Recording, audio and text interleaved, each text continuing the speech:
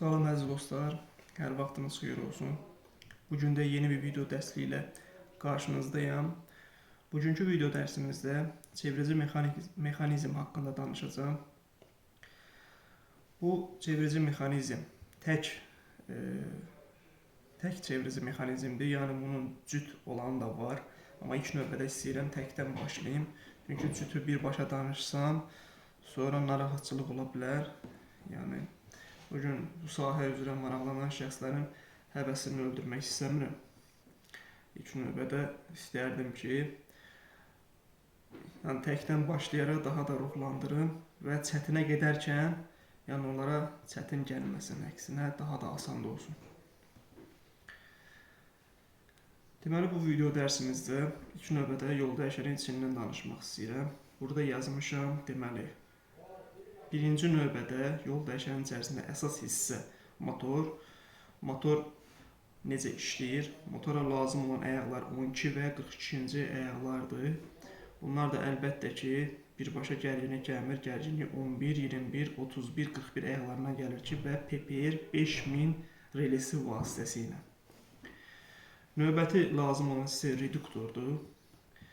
Reduktor motordan aldığı gücü artıraraq avtoperiklüsatorla sahədə desə isə, sahədə məsələn buna stanina deyirik, amma kitab dilində bu avtoperiklüsatordir. Yəni özünü söndürür, yəni lazım olan hissəyə çevirdikdən sonra motoru söndürür. Əgər avtoperiklüsator olmazsa, məsələn motorun gərginliyi kəsilməz və bu zaman məsələn motor yana bilər. Burada motor BK. BK nədir? Blok kontakt. Blok kontakt iş zamanı ayırmaq lazımdır. Bu bilirik. Yəni bilənlər bilir, yəni bilməyənlər də bilsin ki, BK blok kontakt. Yəni iş zamanı sahədə əgər bu sahəyə məşğul olan şəxs SCVist, yəni bilməlidir ki, məsələn işləyən zamanı BK-nı hökmən söndürməlidir. Yoxsa hadisə baş verə bilər. Növbəti olaraq bu çevirmə zamanı burada bu OPB, OBM bunlar bir dərsin içərisinə sıxışdıra bilməyəcəm. Yəni müəyyən hissələri danışım, çünki bu dərsi 2 dərslə izah eləmək istəyirəm. Növbəti dərsdə, 3-cü dərsdə isə ikinci yol dəyişəndən başlamaq istəyirəm. Onu da 2 dərslə yekunlaşdırmaq istəyirəm. Sonra relilər, bloklar, ümumi kimə nə lazım olarsa bu barədə sənə danışacağım. Deməli, çevreci mexanizmin içərisində deyik ki, motor, reduktor, avtoperiklüsator. Bu zaman bizə əsas lazım olan kontaktlar 41, 42, 31, 32, 21, 22, 11, 12, 23, 24, 33, 34. Bu kontaktlar vasitəsilə yol dəyişən işə düşür. Burada 32, 33-ə diod və 1000 ohmluq müqavimət qoşulur. Bu BVS nədir? BVS yol dəyişənin sahədə aldığı kontrolu stansiya növbətçisinin tabloda görməsi üçün və ona uyğun marşrut və siqnal açması üçün əsas elə bir vasitədir, bu da amildir. PPR 3000, PPR 5000 bu nə işə yarayır? Burada yol dəyişəni plusa və minusa çevirmək üçün əsas relədir. Burada 18 kilo ohmluq saprotivleniya, yəni müqavimət, həmin müqavimət vasitəsilə yol dəyişənə gedən amper cəryanı azaldır. Əgər bu çox vaxt mən fikir verirəm, bu istifadə olunmur, amma bu hökmən istifadə olunmalıdır. Birinci növbədə dəyişiklik eləmək qadağandır sahədə, amma bu müqavimət əsas nə üçün lazımdır? Məsələn, bu müqavimət olmazsa, məsələn, BVS-in içərisində, yəni kontrol verənin içərisində diod tez sıradan çıxacaq. Həmin bu diod ki, buna 226, diod 7, 242, 43 və ya fərqli bir diodla ola bilər. Əsas odur ki, diod olsun. Bu zaman yol dəyişəni çevirən vaxtı burada kontaktlar arasında böyük qığılcımlar görsənəcək. Bu da həmin qığılcımlar dişlərin tez naqar bağlamasına və nəzarətin itməsinə səbəb olacaq ki, Bu da yol dəyişənlə getməməyinə, sonra isə nəzarətin verməməyinə gətirib çıxara bilər. Burada L1, L2, lineylər, yəni 2 dənə, məsələn bəzi yerlərdə məsələn yol dəyişənlər 5 dənə var. Məsələn L1, L2, L3, L4, L5. Həmin yol dəyişən barədə bir videoda o barədə çəkəcəm. İlk növbədə tək və cüt yol dəyişənləri izah edəndən sonra hamısı barədə ətraflı məlumatlar verəcəm. Geniş mövzu olacaq, amma maraqlı olacaq. Gəlin birlikdə öyrənək. Burada PS bloku burada əsas bloklardan biridir. PS bloku içərisində OK, PPS, MPS yerləşir ki, diod və içərisində transformatorlardır ki, bu transformatorlar SKT-lər yerləşir ki, həmin bu transformator PS-in 110 və ya 220 olmağı bu transformator əsasında bilinir. OK nə üçündür? OK kontrol üçün, yəni yol dəyişən hansı istiqamətdədirsə, burada diod yol dəyişənin istiqamətini hansı tərəfə verirsə, OK həmin tərəfə işləyir.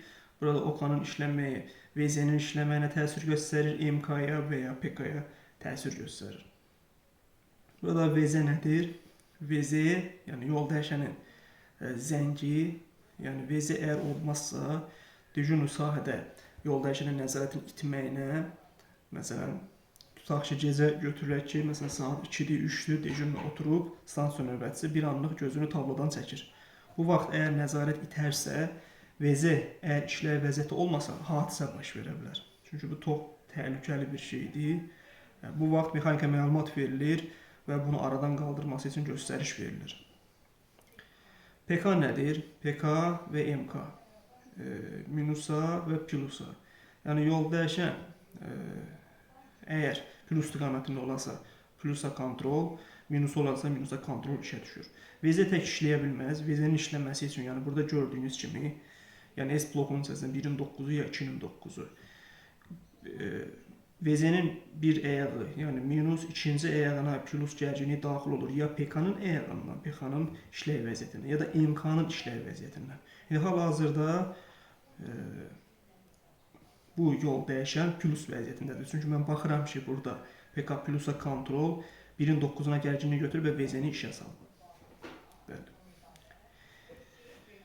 Deməli, burada PK-nın desək ki, yəni yenə də PK burada deməli, yol dəyişən plus vəziyyətində olduğuna görə bu printerdə çıxdığına yaxşı görsənmir, bu yaşıldır. Yaşıldır. SK nədir? Yəni SK burada 12 voltdan 24 volta qədər olan gərginlikdir. Bəzi lap qədimi stansiyalar var ki, orada tabloda 48 voltluq lampalara da rast gələ bilərsiniz. Yəni düz indi hal-hazırda istifadə olunmur. İndi hal-hazırda 12 və əsas 24 voltlar istifadə olunur. Burada MS var. Bir də deməli daxil olduğu MS, MK. Deməli bu qırmızı və sarı. Sarı nə deməkdir? Sarıdırsa deməli yol dəyişən minus istiqamətindədir, yaşıldırsa deməli plus istiqamətindədir. Qırmızıdırsa deməli nəzarət yoxdur. Yoxdur. Bu vaxt mexaniki məlumat vermək lazımdır. Burada deməli dedik ki, S blokundan danışdıq, PS blokundan danışdıq, biraz sürətli danışırıq, yol dəyişəndən danışdıq.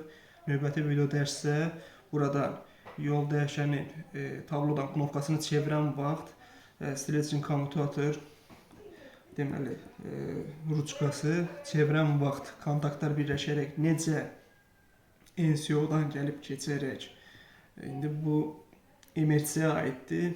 Məsələn, NCO olanlar da var, olmayanlar da var.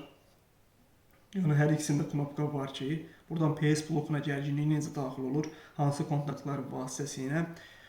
Burada PPS, MPS necə işləyir, burada transformatora gərginliyi necə daxil olur və həmin vaxt yol dəyişənə ötürülüb, sahədə olan vəziyyətin tabloda da alınması necə təşkil olunur, bu barədə danışacağım.